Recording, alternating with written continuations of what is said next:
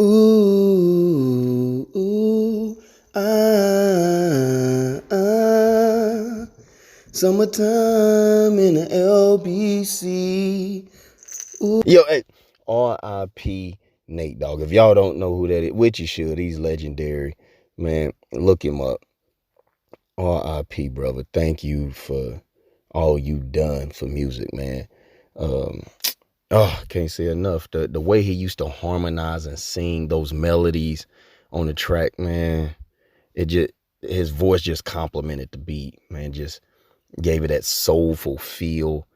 Oh, just from everything he was singing about to the voice. You know what I mean? If he put a hook on your song, it's a wrap. It's going big. It's major. But anywho, yeah, my voice a little raspy. Even if it wasn't, I can't hit those notes, man. That's I can't give it that feel. But I like to I keep it going, man. That's that guy, man. R.I.P. If you don't know, Nate Dogg, check him out. Yeah. Before I get into it, have you ever had that friend, that homie you done said what's up to, and anybody you saying what's up to, and they kind of give you like a a grumpy grumble what's up back, like they just having a bad day, or they just tired, don't want to talk. You like, what's up, bro? And they like, what up? Like, damn, what's up, bro? What's up? What's up, bro? Yeah, damn, bro. Like, at that point, I'm like, all right, bro, I'ma holler at you, man. I'ma holler at you. Hey, chill, man. Have a good day, bro. I'ma holler at you. You feel me? You feel me? If you not feeling me, you killing me. Real talk, right in the asphalt. So yeah, let's get into it. So Eli Manning, Tom Brady can't hold my jock scrap. Can't hold my jock scrap. So I see where he going here. So Eli calling up Tom. Hey, Tom. Yeah, this is Tom. Eli here. Eli, man. Hey, what's up, Eli? What's up, man? What's going on? Um, Before you see this on social media or hear it from my peers, just wanted to let you know that I have been going around telling people that you can't hold my jock scrap. What? What are you talking about, Eli? I'm just saying, Tom. You 0-2 against me in the Super Bowl. You ain't beat. I say, people look at you as the GOAT and this and that and the third when it comes to football, but I say he ain't beat me in no Super Bowl. Eli, how many division championships and wins and conference championships I have? I just start there with you. Tom, not a hard thing to do when you play in the sorriest division in the NFL. That's like me beating up the kid in the neighborhood that can't fight. And everybody done beat the kid up. For whatever reason, kid running his mouth or whatever, and I had to whoop him. But I don't go around bragging about it. It just is what it is. So it's not you and Bill's fault. Let me clear that up, that y'all have been in the JV league of the NFL, right? I truly think Alabama definitely, LSU, Ohio State, in any top football program in college could have won that division over the past 20 years. And again, it's not y'all fault. I would even go as far as the number one ranked high school probably would do it. But again, that's not you and Bill's fault. But I say that to say this is not something to brag about, Tom. Well, Eli, my postseason wins, man. Come on. And records. Again, when you're playing in the sorriest division in the NFL, Tom, you're gonna have all these things. You putting these numbers up against JV teams. Come on. Come on, Tom. The six Super Bowls, but you ain't beat me though. You ain't beat Eli. You lucky I wasn't there for the other ones. You know, you have not beat me in those Super Bowls.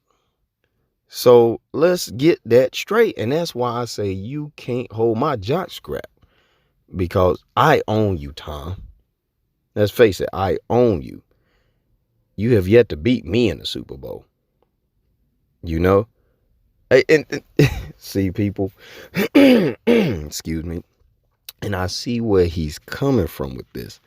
Because we all have that person that we have the one up on, or someone may have the one up on you. You know, these things do happen. It's like, I don't care what you done out there or beat, but if I done beat you in something, I'm like, hey, you ain't beat me, bro. You might have went over there and beat it, but you ain't beat me, bro. You feel me? You feel me? Shit, you ain't beat me. You feel me? You feel me? If you ain't feeling me, you killing me. You know, for real. So I get where he's coming from, in a sense of he got the up. You know, you start having a conversation with a person that you done beat in something, they can't necessarily come at you and talk junk to you to a degree, because it's like, hey, you ain't beat me. Like he was saying, to the world, you the GOAT, but to me, you just somebody I done whooped 2 times in the Super Bowl, and you lucky I wasn't there another. You know, you feel me? You feel me? You feel me? If you not feeling me, you killing me. But yeah, and please, for example, it's like Gilbert Arenas. Michael Jordan have never beaten Gilbert Arenas. And I think it's some more people on that list I can't name. Gilbert just pops into mind because I guess he lets the world know, and Michael Jordan, times they have crossed paths, he'll let Michael Jordan know that, hey, MJ, you may be the man, but you ain't beat me, bro. You ain't beat me. You feel me? You feel me? You feel me? You feel me? You ain't beat me, bro. So that's what it is. And speaking of Michael Jordan, y'all please stop with the comparisons of Brady and Michael Jordan and things of that nature. Please. I know they're both team sports, right? And without a doubt, let me just say, the quarterback is the most important position in football. I'm not going to argue that. But I feel like the importance of a star player on a basketball team is just more, I ain't going to say impactful, but the outcome of the game is really determined by how that star player performs versus the quarterback in football. Just because there's so many more different elements in the game of football. You got your defense, you got your run game, your special teams, things of that nature that you could go to. Like if Michael Jordan or LeBron James or Kobe, whoever, have a horrible game, chances are they more than likely they lose. You in a playoff game, finals or something like that, chances are they lose. I mean, you do have people, and that's not to take away from the Pippins and role players, the Steve Kerrs, Rodmans, whomever. Not to say like they can't step up sometime, and people step up and have big games when the stars are down. But more than likely, MJ had 8 points and 12 turnovers, they're losing. Versus in football, there's so many other different ways to cover up. You get what I'm saying? That's like, for example, Brady played horrible in the Green Bay game. He threw 3 picks. They still won the game. Why? Because the defense stepped up. The defense. And he been blessed or lucky, or football guys or whatever you guys believe in, he have been lucky to have a top 10 defense on his side for most of his career. Special teams. The greatest coach, one of the greatest coach, if not the greatest coach of all time, on his side. And as Eli was speaking, and I've said it, the worst division in football. No one's fault, but that's why I say things have just been lined up. He was tagged by the football guys or something for things to fall in place the way they have fallen in place. And now he ends up in Tampa Bay with all these weapons, and People comparing Belichick and him now. Make no doubt, Belichick made Brady and built Brady. He took to Tampa with him what he learned from Belichick. So stop with the comparisons. He was definitely put in more of a position to succeed than Belichick was this year. But make no doubt about it that he took what he learned in New England to Tampa. So you got to still give Belichick the credit. That's like, if they lose this year, and then it goes back to the comparisons probably. I don't know, but at the same time, hey, if he lost, imagine him coming back to New England, Bill being like, "It's okay, my son.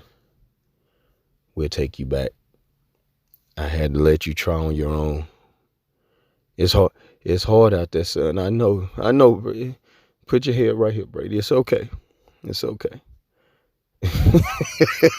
But anyway, back to what Eli was saying. He done the 3 losses. Eli done gave him 2 of those. So I guess if he lose this Super Bowl, that'll be 4. Then Eli could no longer say I gave you majority, or he could say, hey, I gave you half of your losses that you have had in the Super Bowl. That's why I'm more of a 4-0 guy, Joe Montana. Get there and get the job done all of the time instead of showing up and you might get it, you might not. No, that 4-0 Joe. That's why there's no comparison with me personally. And the guy also done, I don't think he scored under 20 points in the Super Bowl, where Tom had 13, 14, things of that nature, which shows the defense have won those Super Bowls. And yeah, like I said, stop with the comparisons with him, Jordan, and people like that, because, again, as a quarterback in the NFL, you can have a bad game and still win the game, because if you got a strong run game or defense or special teams. Hell, what was it, Peyton Manning, the last Super Bowl he won? Was that Peyton? Man, that was that whole Denver defense that year. But who gets the glory? Certain quarterbacks get all the positive but none of the negatives, man. Certain quarterbacks, Brady being one of those, when he was winning with the nobodies, if you will, he haven't had a top 10 receiver with the exception of Randy Moss, and look what he's doing with these guys. Look what he's doing. It just made his story that much greater. But the second he starts losing, then it's the receiver's fault. Now it's he has nobody to throw to. Look at who is these guys. It's just funny how that works. You know what I'm saying? You feel me? You feel me? If you not feeling me, you killing me. So those things just mind-boggling to me. And that's like the 3 picks he threw. I was listening to some station on some of the Boston sports stations. And they saying, well, those interceptions was pretty much like punts. What? Punts? When they start calling interceptions punts. Now, if it's 2 seconds on the clock and you putting a Hail Mary up to end the half or end the game and that get picked off, I get it. But no, that was not the case. So why are we calling them punts? That's what I'm saying. The guy's lucky, man. Could do no wrong. But again, stop with the comparisons. And I even heard Muhammad Ali compares. Come on, you can't compare no team sport to individual sports. Let's just get that right now. That's why I say the Muhammad Ali's, Mike Tyson, Sugar Ray's, Floyd, man. Floyd, that guy, man, that dude about 200-0. That's the greatest thing we've witnessed sports wise, which is why I've been cheering for him not to lose. I could stand up here and say, hey, in my day, I seen a guy fight, and I ain't talking about just 5-10 fights. The dude, he's up there. I done forgot his damn record. What, 50-0 something? He's up there, 40-something, and have not lost a fight. Boxing.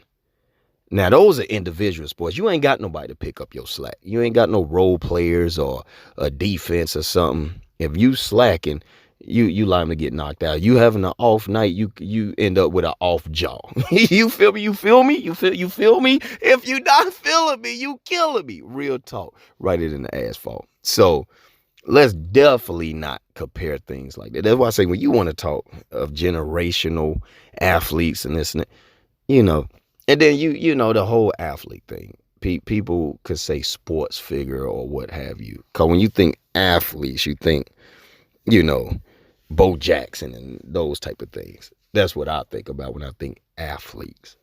Uh, you know, Brady definitely ain't athletic. That's a whole nother conversation. But he gets it done. He gets it done. Like I said, that when he first got the shot, this what I say.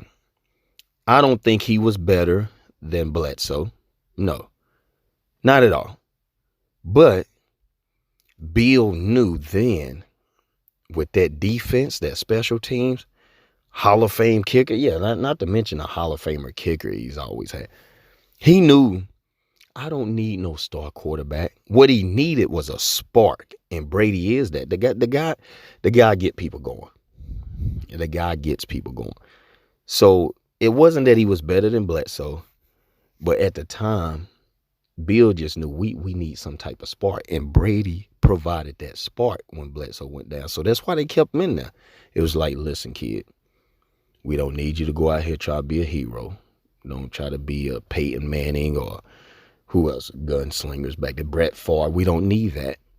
Need you to just go out here, manage the game, and don't fuck up.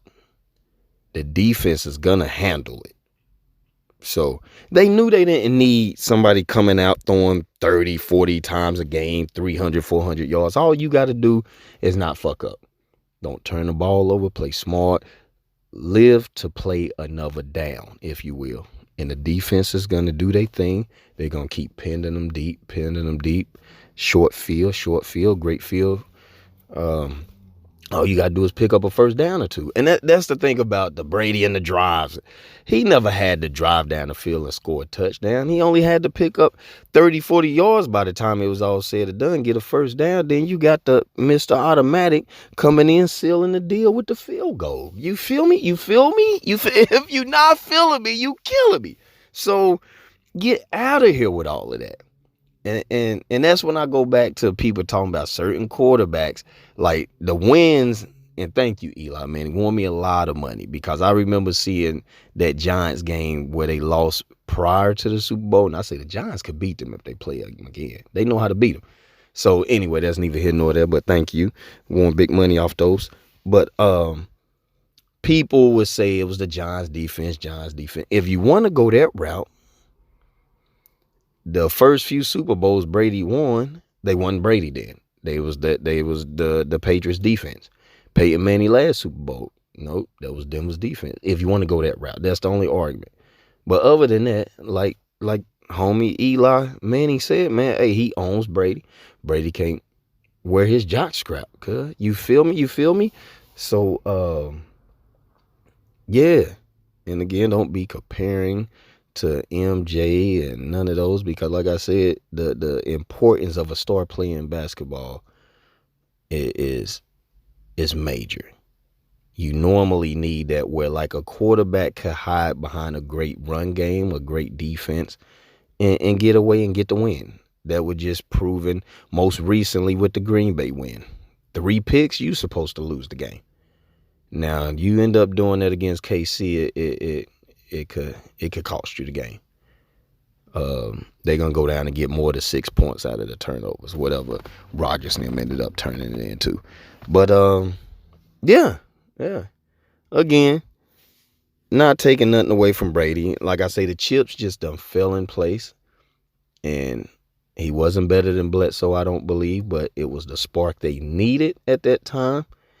And the defense did the rest. The special teams did the rest. And here we are. The rest was history, you know. And shout out to Floyd Mayweather. That's that guy. When you talk about athletes of generation, like, come on, man. The dude, 100 man. And still doing this thing. People don't like him because, you know, they say he's cocky, arrogant, the trash talking, etc. But you know what's funny about that, though? what's the Irish dude in UFC? McGregor. He does the same exact thing and people love him for it. Love him for it. Let that marinate. Black man out here talking, cocky, arrogant. He don't know how to act, but McGregor does that same thing and get praised for it. Love him for it. Same thing when Cam Newton was actually having an MVP year, Superman, what have you, and they started criticizing him. Oh, he don't know how to act. Celebration. There's been plenty white quarterbacks that done the same thing, but never got criticized. Just let that marinate. I just don't. It's funny to me. It's funny to me. Yeah. Anyway, inside the mind of Doshine. Inside the mind of Doshine. Doshine. Inside the mind. Hey, you feel me? You feel me? If you not feeling me, you killing me. Real talk. Write it in the asphalt.